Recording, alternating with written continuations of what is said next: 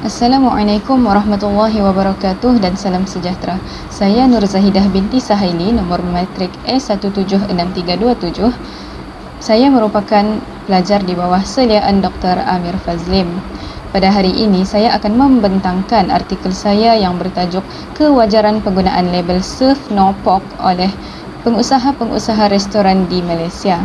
Baiklah, sebagai pendahuluan, restoran yang menggunakan label Surf No Pork ataupun No Pork No Lard dan seumpamanya bermaksud restoran tersebut tidak menghidangkan menu atau makanan yang berasaskan khinzir.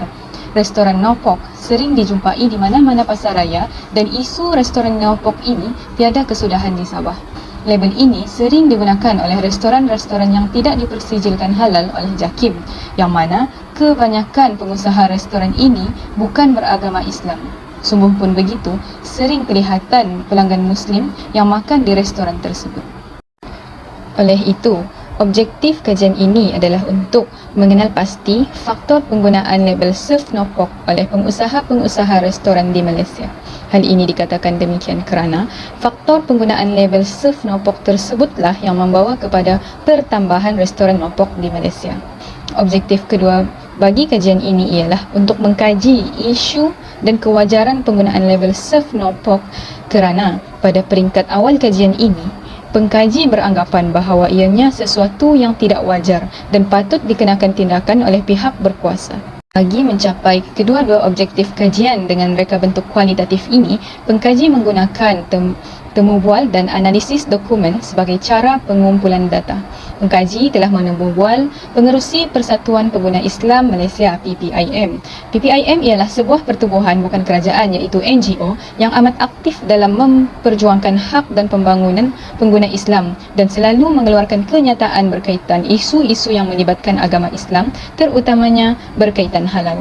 Selain itu, pengkaji turut menemu bual pegawai JAKIM kerana JAKIM merupakan jabatan yang bertanggungjawab dan berautoriti dalam permasalahan serta isu berkaitan halal dan pensijilan halal di Malaysia.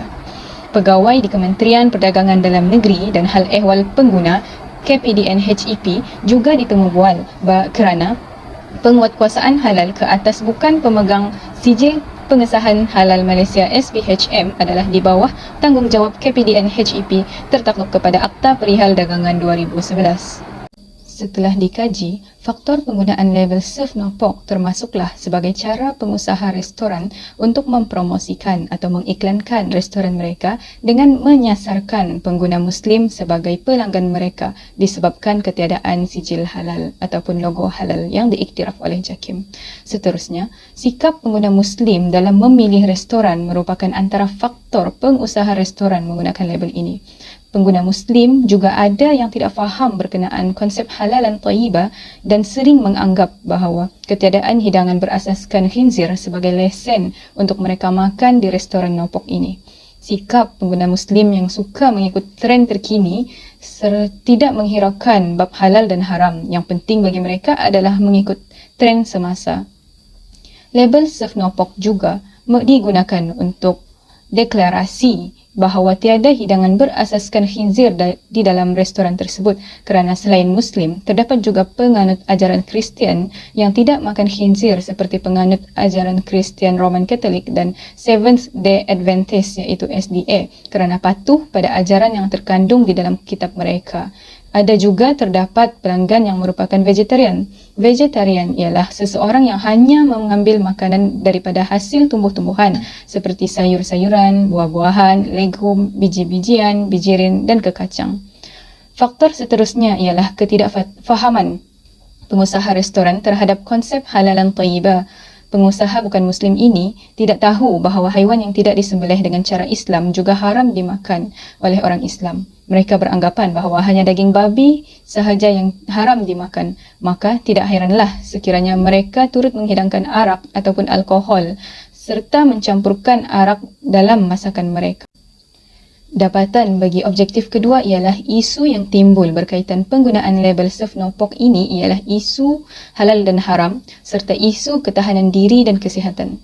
Seterusnya, adakah penggunaan label Surf No Pork ini wajar?